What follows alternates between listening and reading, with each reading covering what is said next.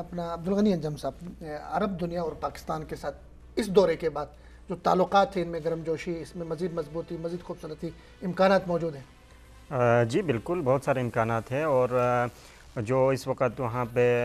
Deal ہوگی تجارتی سطح پر، عسکری سطح پر، یقیناً جب آپ کسی ملک میں جا کے انویسٹ کریں گے تو ظاہر بات ہے وہاں پہ دو طرفہ تعلقات ہوں گے۔ سعودی عرب کہیں پہ اگر کوئی پروجیکٹ لگاتا ہے تو اس میں ان کے اپنے آفیشیل لوگ ہوں گے، پاکستان کی طرف سے بھی لوگ ہوں گے، تو دونوں کا ایک میل جول ہوگا وہاں پہ ہمارے ملک کے اندر۔ چونکہ ہم پہلے ایسا تھا کہ ہم صرف یہاں سعودی عرب میں کام کرنے آتے تھے، صرف ہم یہاں انجینئر بن کے آتے تھے، لیکن آج وہاں یہ ایک ماحول بن رہا ہے کہ اگر وہاں پہ گوادر میں، سی پیک میں، جی بالکل، یہاں سے وہاں اگر آنا جانا ہوا تو ظاہری بات ہے اس کے مستقبل میں تعلقات بڑھ جائیں گے۔ اور اس کے ساتھ ساتھ جو مستقبل کے حوالے سے ایک بات یہ بھی ہے کہ یہاں عرب دنیا میں ابھی سعودی عرب کی پالیسی یہ ہے کہ وہ جنگوں سے نکل کر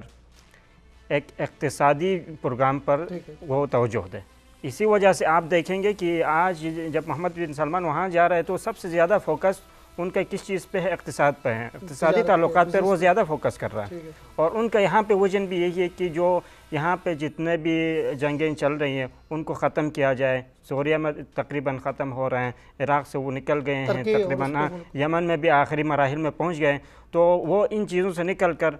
ملکی سطح پر، اقتصادی سطح پر کام کرنا چاہتے ہیں۔ تو ظاہر بات ہے دونوں طرف ہے کہ وہاں پہ مواقع پیدا ہوں گے تو تعلقات زیادہ بڑھ جائے گا۔ اور جو اقتصادی